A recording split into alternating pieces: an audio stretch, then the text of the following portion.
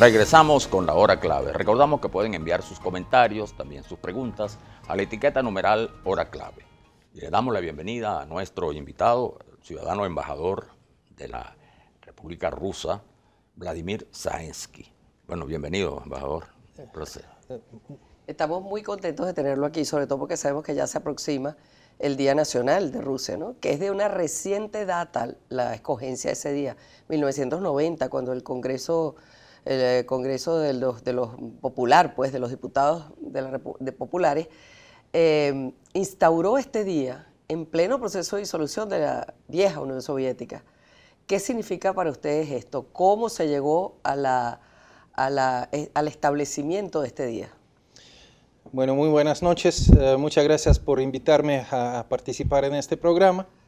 A mí me gustaría empezar con una corrección. Lo que pasa es que esta declaración sobre la soberanía estatal de Rusia fue tomada en un momento cuando todavía nadie ni pensó en la disolución de la Unión Soviética, porque la disolución se hizo en diciembre de 1991. Mientras que en el año 1990 todavía la Unión Soviética existía en un referendo que fue celebrado pocos meses después de la adoptación de esta declaración. Se hizo un referendo en la entonces Unión Soviética, y más de 86% de la población de la entonces Unión Soviética se pronunció por mantener la unión.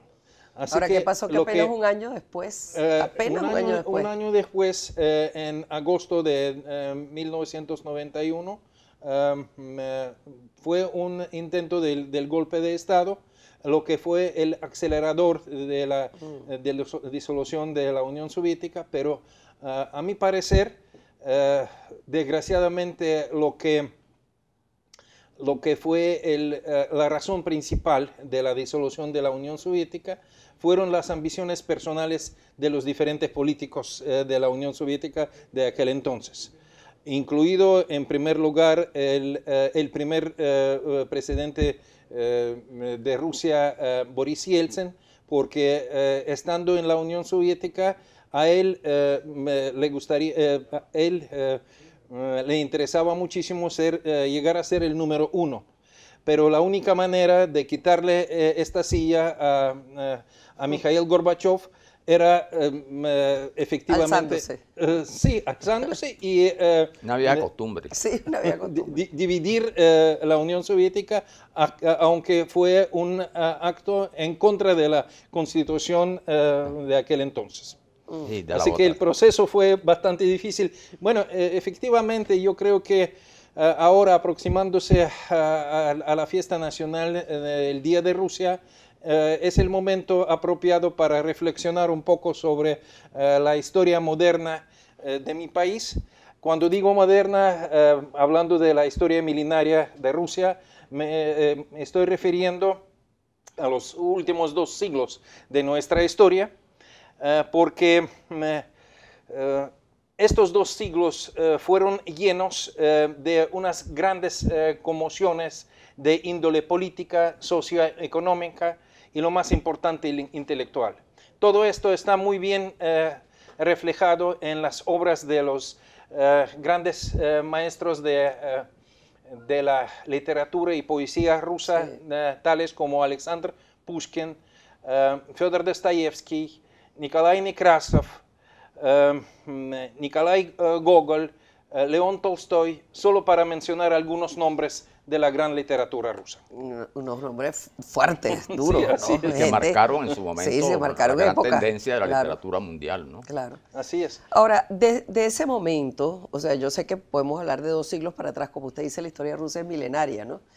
Pero de ese momento en que ocurrió la disolución hasta hoy, ese proceso, ¿cómo usted lo evalúa? Claro, se lo voy a contestar, pero después a mí me gustaría regresar a una cosa, porque escuché un comentario que hicieron ustedes y a mí me gustaría precisar ciertas cosas. Pero regresando a su pregunta, Yo creo que este periodo, a partir del diciembre de 1991, fue un periodo bastante difícil en el desarrollo de nuestro país, porque el primer periodo, me refiero a los años 90, a partir de 1992 y hasta principios de este nuevo siglo XXI, fue un periodo de grandes sufrimientos para el pueblo, porque esa transformación del sistema socialista al sistema actual que tenemos en Rusia, de economía abierta con un sector privado muy importante, no fue fácil para la mayoría del país.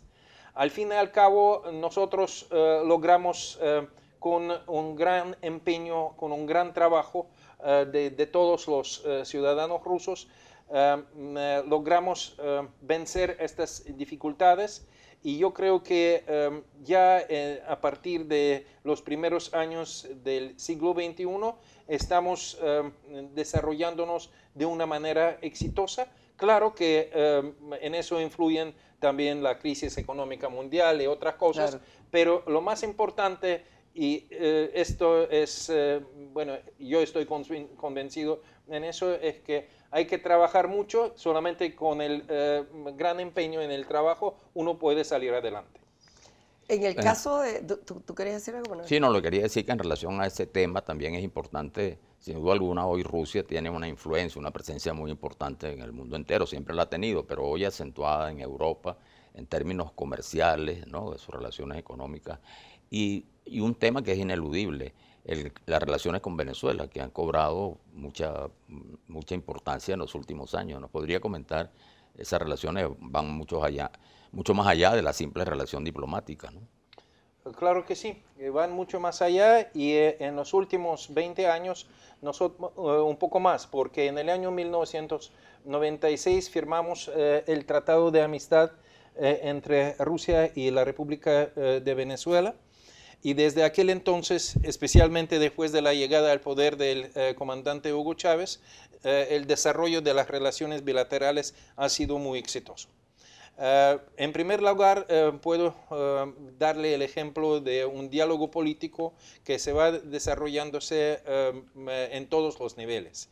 Hay unas reuniones entre los presidentes, hay visitas bilaterales de los cancilleres, hay desarrollo de las relaciones económicas entre los dos países. Hablando de lo económico, yo diría que lo más importante en este sentido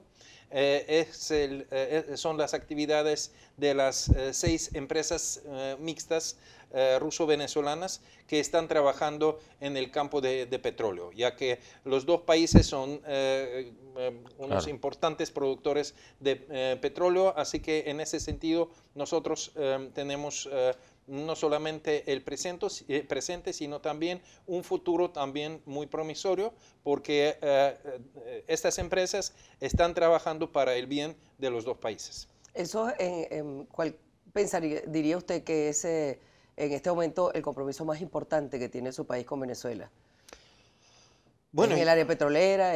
Así es, en la área petrolera, en la gasífera, pero también nosotros tenemos una relación muy fructífera en lo que se refiere a la capacitación de los jóvenes venezolanos, porque cada año el gobierno de Rusia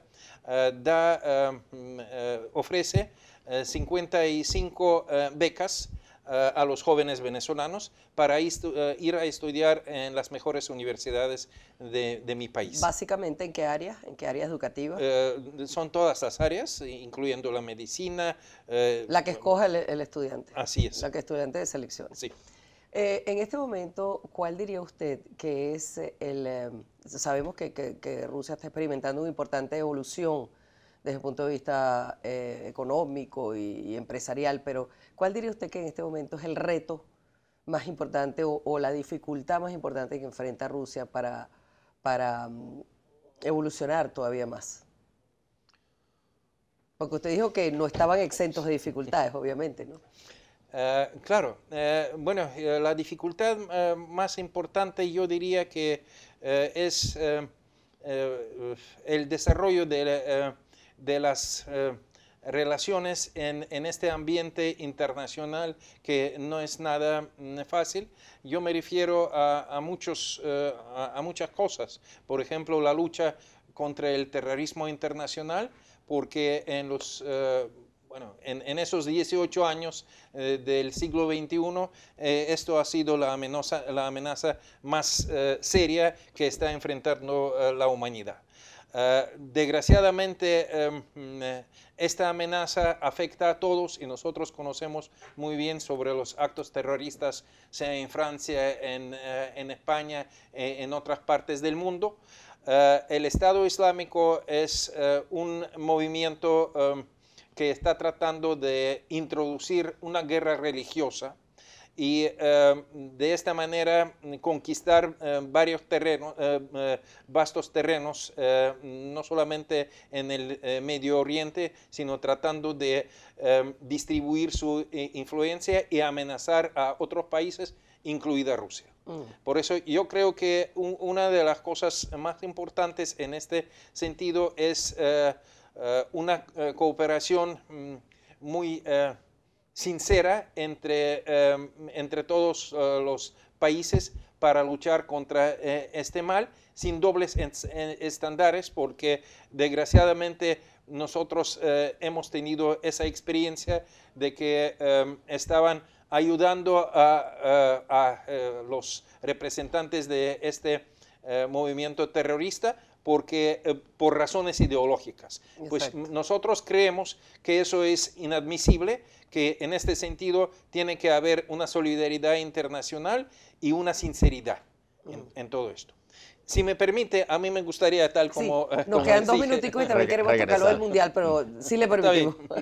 Lo que quería hacer el comentario, regresando a la historia rusa, es que la guerra patria del año 1812 contra el ejército de Napoleón tuvo un enorme efecto sobre la sociedad rusa, y como resultado de este efecto, en el año 1825 tuvo lugar la rebelión de los así llamados decembristas, quienes anhelaban limitar los poderes de la monarquía y liberalizar la vida rusa.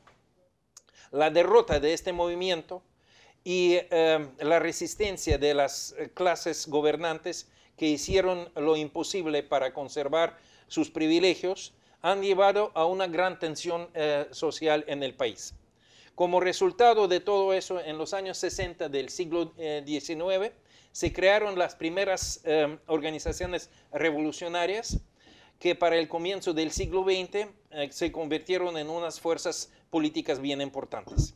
La primera revolución rusa tuvo lugar en los años 1905-1907 y sirvió de preámbulo para los cambios tectónicos que esperaban a mi país en el año 1917. A pesar de ciertos avances democráticos en la vida de la sociedad rusa, por ejemplo, la creación del Parlamento, vasta mayoría de la población caracterizaba el zarismo como un mecanismo anticuado que ya no servía a los intereses del pueblo ruso. Por eso, en febrero de 1917, el 95% de los súbditos festejaron la caída de la monarquía. Por eso, para mí, regresando al comentario que escuché al inicio de su programa, desde el punto de vista de la historia rusa, la revolución de febrero tiene no menos significado que la de octubre. Claro. Sí. Mire, embajador, ya nos queda medio minutico, pero no nos aguantamos de pedirle un comentario sobre este evento tan importante, pues estamos hablando antes de terrorismo, de todos estos flagelos que azotan a los países. Ustedes tienen un acto de masa importantísimo. un acontecimiento como es el Mundial de Fútbol. Entonces, ¿cómo se preparan ustedes para eso? Medio minutico. Claro que sí. Bueno, nos estamos preparando con gran entusiasmo porque a los rusos siempre nos ha gustado el fútbol. Desgraciadamente, la época de la gloria del fútbol ruso ya está en el pasado. Yo le puedo decir que yo era un fanático del famoso futbolista ruso Lev Yashin, el único portero quien tuvo el Globo de Oro entre todos los porteros del mundo en la historia del fútbol. Por eso nosotros esperamos este espectáculo que va, estoy seguro de eso, va a ser excelente. En este sentido, a mí me gustaría citar las palabras de la señora María Angélica Ramírez, que en la sección turística del periódico El Universal publicó el último fin de semana un pequeño artículo que a mi juicio es muy emblemático. Está invitando a visitar Rusia y dice: un viaje inmenso al país más extenso del mundo. De su legado existe hoy día un valioso patrimonio cultural e intelectual. Es un verdadero tesoro para los viajeros que además pueden aprovechar la celebración del Mundial de Fútbol para poder visitar el país también. Bueno, una excelente promoción para terminar ya. Muchísimas gracias, embajador, por la visita. Muchas gracias a ustedes. Vamos a la pausa, regresamos.